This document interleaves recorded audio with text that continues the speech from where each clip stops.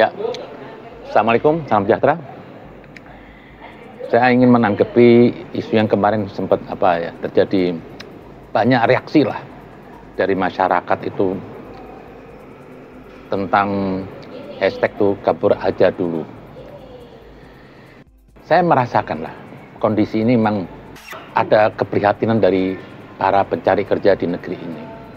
Harusnya ditanggepin dengan bijak lah oleh para pejabat di negeri ini. Itu bahasa apa ya? Bahasa tuntutan, bahasa keluhan.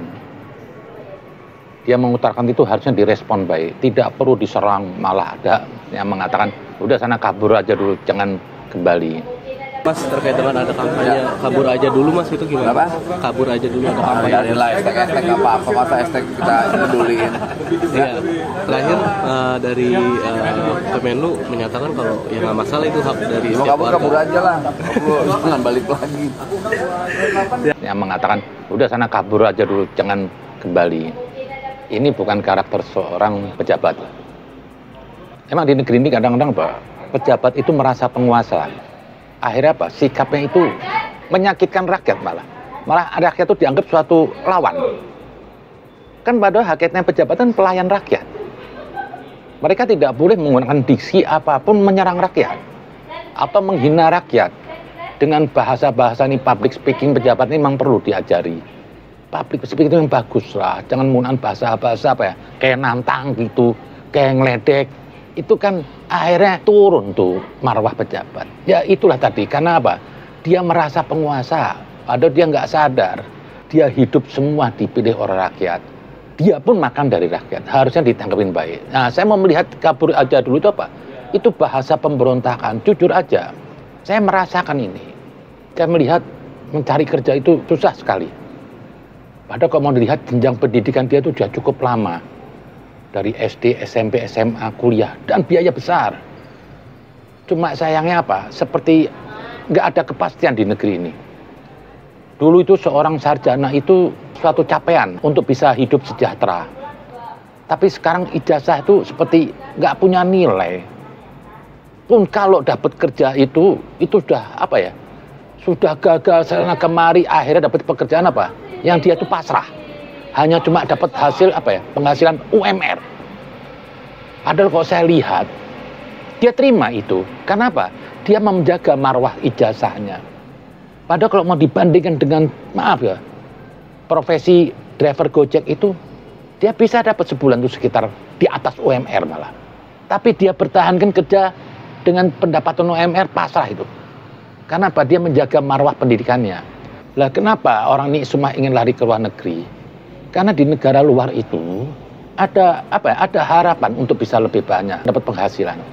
Lah sekarang kalau di negeri ini gaji UMR, sementara dengan biaya hidup yang saat ini sudah jauh lebih mahal daripada dulu. Mau dibuat apa gaji UMR? Mungkin untuk sebulan buat hidup nggak cukup. Pasti dia akan minjem lagi. Itu untuk hidup. Gimana kalau dia tuh nanti besok berpikir untuk punya rumah? Gimana orang yang nggak punya rumah? Kan ada harapan punya rumah. Itu sesuatu yang mustahil. Karena melihat berapa banyak orang itu bekerja yang punya gelar sarjana itu 5-10 tahun ya pendapatannya hanya untuk cukup bermakan. Lain kalau pejabat-pejabat pemerintah ya yang di situ bisa ada peluang korupsi. Mungkin bisa lah. Tapi ini kan tuntutan masyarakat. Bayangkan aja kalau di sini tukang las itu nggak punya harga. Tapi sementara mungkin di Kanada itu tukang las itu bisa terhormat. Harusnya pemerintah itu mewadahi. Satu lagi itu. Dan di sini satu ya, saya lihat saya tuh ngenes, saya punya anak dulu. Mencari kerja itu juga. Seperti orang mau dikuliti kalau mau cari kerja itu. Dipinta ijazah ini udah sampai SKCK kayak. Udah sarjana diminta lagi SKCK. Dia ngurus berfile-file. Belum itu dia menunggu dipanggil. Kadang-kadang ada yang nggak dipanggil. Saya sedih aja pernah saya menghadapi anak saya 3 tahun sempat nggak kerja. Saya merasakan dia juga kepengen kerja. Dan dia malu lihat bapaknya di rumah tiap hari. Tapi apa yang dia bisa berbuat saat ini? Sekali dia dites, tes itu sampai mau kerja seperti ada 5 tahap. Kayak orang tuh mau dikuliti seperti nggak berdaya. Padahal dia mau cari kerja untuk hidup. Tapi dituntut dengan bertahap-tahap tes. Nanti interview. Jadi orang dibuat tegang dulu. Seperti orang apa ya? Kalau nggak lulus masuk neraka. Jadi ketegang aja. Tahap ini. Orang mau kerja cuma ditentukan dari tes tertulis, komunikasi. Ini orang mau kerja. Kalau dia ini seorang yang hebat, sudah ahli sebuahnya, mungkin dia buat perusahaan. Atau mungkin dia lebih hebat daripada yang ngetes. Apa sih? Masa orang mau kerja hanya ditentukan dari kertas aja? Nanti sudah tahap ketiga, tahap keempat, nggak dipanggil lagi, dia menunggu. Terseksa ini batin. Harusnya ini pemerintah tuh merasakan. Ya, saya bingung nih pejabat-pejabat ini apa nggak pernah miskin? Atau mungkin dia tuh hidupnya nggak pernah cari kerjaan dulu. Harusnya apa? Cari pejabat yang pernah susah. Hidup susah, jadi apa? Responnya itu merasakan. Ini tuntutan kabur aja dulu tuh bukan ingin memberontak, bukan menghinakan negeri ini. Ini introspeksi buat semua pejabat negara. Itu loh. Kenapa sih orang kerja belum nanti sudah itu dipinta harus pengalaman? Loh, ini orang mau cari hidup buat makan minta pengalaman. Kalau dia pengalaman ya dia buat kerja di tempat yang lama. Belum itu lagi Pak, dibatasi umur. Seperti orang tuh udah umur 30 tahun ke atas tuh orang afkir. Nggak boleh hak punya lagi bekerja di tempat yang terhormat. Tidak boleh dia bisa mencari karir lagi. Kayak ditutup karirnya. Umur 30 tahun seperti nggak punya karir. Ini apa? Saya juga di pemerintah nih, perusahaan-perusahaan pemerintah itu. Apa sih? Kok pakai ada batas umur? Anda juga jadi direktur juga tua. Kalau sudah umur 30 tahun nggak bisa mendaftar sebagai pegawai negeri. Loh, ini kenapa dibatasi? Ini orang punya hak mau cari kerja. Dan itu perusahaan pemerintah. Bukan perusahaan bapak moyang Anda yang supaya menentukan les. Buka aja. Mau umur 40 tahun. Kalau emang dia punya kemampuan bekerja, diterima dong. Jadi seperti putus harapan. Seorang sarjana, kan dia dimakan umur. Kalau kondisi negara ini bagus, dia nggak perlu tes-tes lagi, dia pasti sudah bekerja. Tapi begitu sudah di atas 30 tahun, anak saya, Pak, sudah nggak bisa lagi, Pak. Kenapa? Batas untuk masuk ke perusahaan pemerintah itu katanya 30 atau berapa. Ini kan zalim. Hak orang untuk bekerja di tempat yang terbaik, tapi dibatasi umur. Itu lagi-lagi. Apa sih? Dan satu lagi, orang dicari sudah pengalaman. Kenapa orang kok harus diadili? Kemampuan dia bekerja cuma di atas meja. Kasih dulu dia kerja masuk. Tes dia 3 bulan. Kalau dia nggak mampu, berhentikan. Terkadang apa? Orang yang bisa lulus tes dengan tertulis, belum tentu dia bisa bekerja. Tapi ada orang yang nggak tertes tulis, tapi dia punya karakter. Itu apa? Dia bisa menyesuaikan. Dan dia bisa lebih prestasi daripada orang-orang yang lulus tes. Anda nggak bisa tentukan nasib orang di atas meja. Buka aja dulu bekerja. Contoh di luar negeri itu. Nggak dibatasin umur. Kenapa? Mereka tuh sana nggak minder. Kalau sini belum kerja, harus pengalaman. Jadi belum kerja itu udah ketakutan. Harus pengalaman, jadi harus prestasi. Jadi ketakutan terus dalam kerja itu. Akhirnya apa? Kreativitasnya hilang. Akhirnya orang-orang di luar negeri itu nggak pernah orang ditanya, kamu mampu ini? Malah besok dia mampu apa? Dikasih tugas lagi yang lebih bagus. Terus difasilitasi. Di sini tidak. Lah, di sana keringet itu harganya mahal. Di sini keringet nggak ada harganya. Padahal dia apa? Untuk bisa bekerja itu dia harus jenjang yang lama sekolah kuliah. Apa? Dan ini perlu dipikirkan. Kalau emang perlu kayak begitu, nggak usah pikir aja tuh Pendiknas tuh ngapain. Orang dipacu semua untuk sarjana. Tapi pemerintahnya nggak pernah ngasih fasilitas. Dan ini kenapa ini terjadi lagi? Dan terus dikriminalisasi. Kesannya kayak apa ya? Orang ke luar negeri itu suatu yang buruk. Nggak ada yang buruk. Binatang itu, kalau di satu daerah itu, sudah habis bahan pokok yang dimakan, dia eksodus. Ini binatang yang nggak punya otak. Tapi dia punya naluri. Manusia ini dibekali naluri, dibekali akal, dia juga memberontak, mau cari mana yang lebih baik, yang bisa menjamin hidup dia. Apa terus saya kerja di negeri ini cuma terus dengan gaji UMR sampai mati? Sementara di luar, saya ngepel rumahnya orang bisa gaji mungkin 3 kali UMR. Lah, manusia lari ke sana, dia tinggalkan negeri ini, itu dengan apa ya? Bukan dengan happy. Siapa yang ingin tinggal negeri rumahnya sendiri dengan happy? Tapi karena kondisi terpaksa, di negeri ini tidak menjamin untuk orang bisa hidup. Akhirnya dia tinggal ke luar negeri, dia bekerja di sana, dia dapat hasil, dia kirim kemari. Siapa yang untung? Anda, pemerintah, semua pejabat. Devisa masuk. Dan saya dengar malah devisa dari tenaga kerja yang luar kemari apa? Di bawah migas. Saya ketawa. Terus mana usaha-usaha pejabat negara hasil bumi di negeri ini? Kok migas, habis migas baru tenaga kerja? Lah, katanya negeri ini hasil tambangnya nomor 1. Apa yang nggak ada di negeri ini? Emas, nikel, batu bara, kelapa sawit, semua di dunia. Kita masuk top 10 dunia. Ini kan harus dipertanyakan. Ini harusnya hasilnya apa? Bisa dibuat usaha semua meresap tenaga kerja. Jangan diperes tenaga kerjanya cuma gaji UMR, pejabatnya semua korupsi. Dan Anda katakan orang nggak nasionalis yang kerja sana. Justru mereka yang nasionalis. Dan Anda pejabat di sini nggak nasionalis. Kenapa saya bilang nggak nasionalis? Anda bekerja di sini merampok. Anda korupsi. Andai kan itu uang nggak dikorupsi, ini semua makmur di bangsa Indonesia. Nggak akan mau keluar dari luar negeri. Siapa yang nggak kepingin hidup di tanah air sendiri?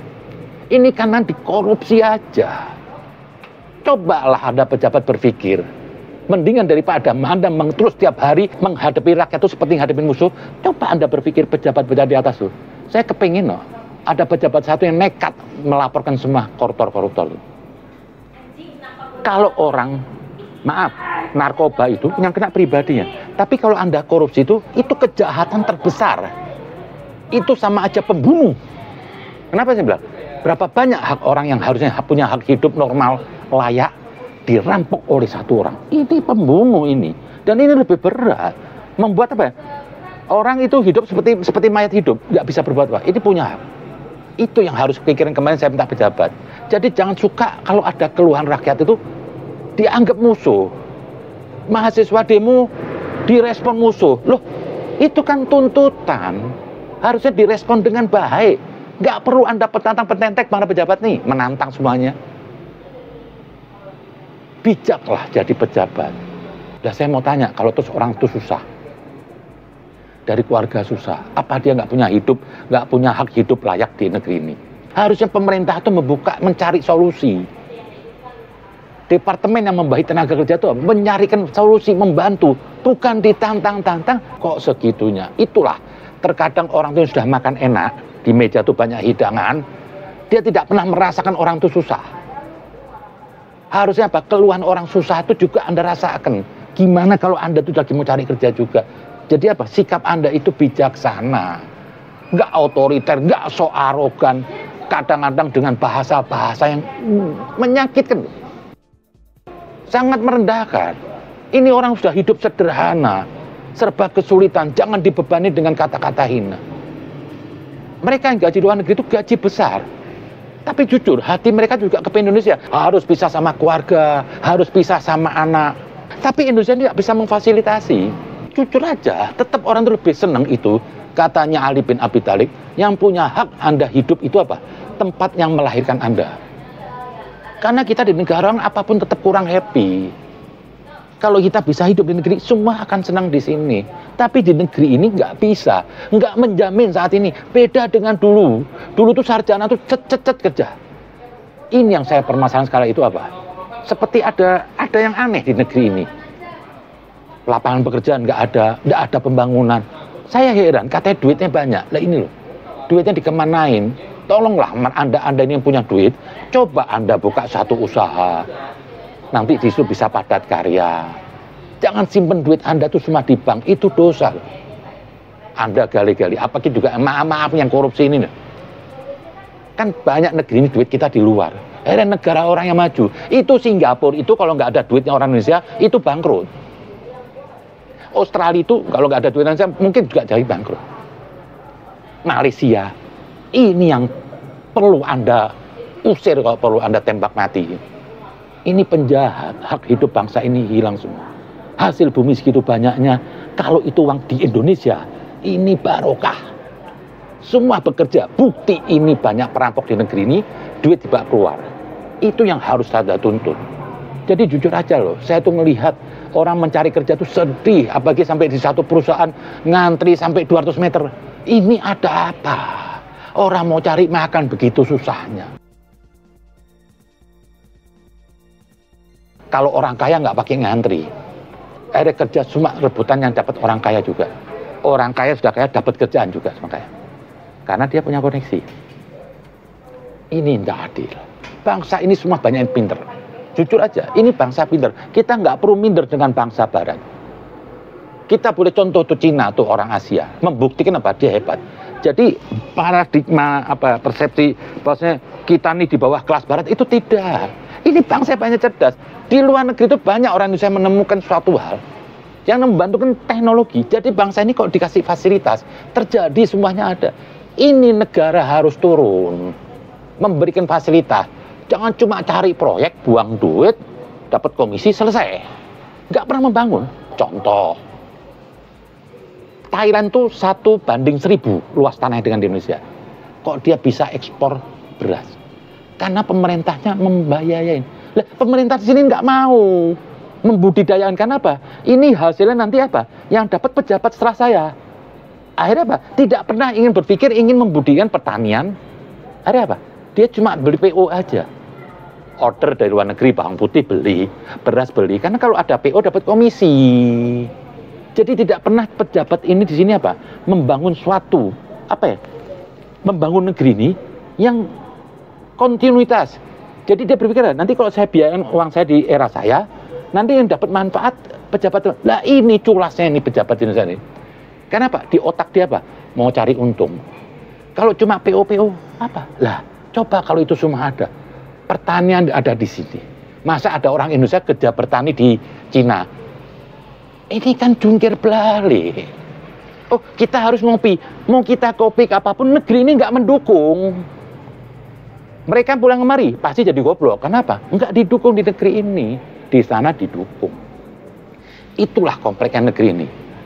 Janganlah Anda bersikap itu. Dan sekali lagi, saya tetap menghargai orang Indonesia yang berprestasi di luar negeri, mencari nafkah. Anda Superman. Anda kesatria. Anda demi pergi jauh untuk berjuang, untuk mencari yang lebih.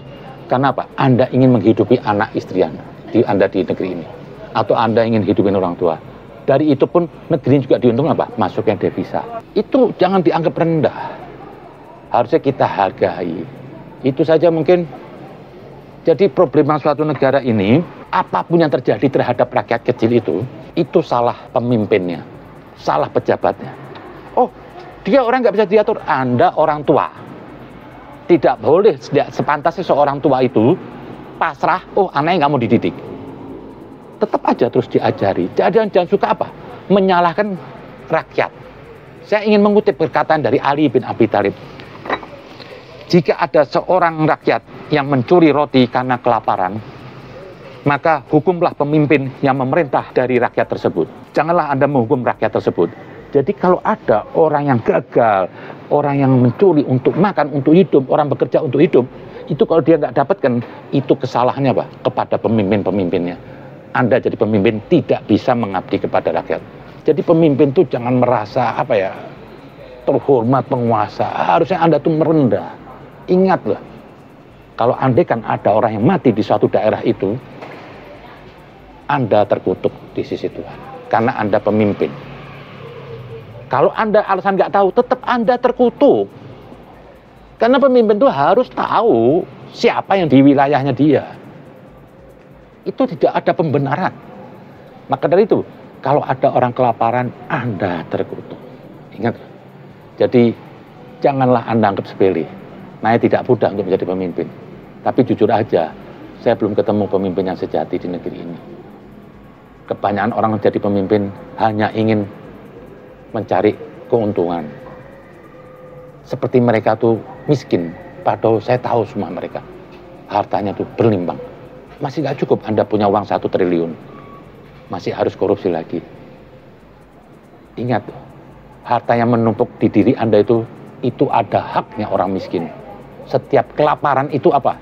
Itu ada pada rumah Anda semua. Harta yang Anda tumpuk, itu kelaparan orang miskin. Jadi Anda jangan main-main. Hidup ini cuma sebentar. Anda akan mengalami hidup yang panjang setelah mati. Jangan Anda bawa beban pertanyaan nanti dari Tuhan. Anda bakal diaudit. Anda seorang penimang harta, Anda lupa. Itulah beban. Itu. Terima kasih.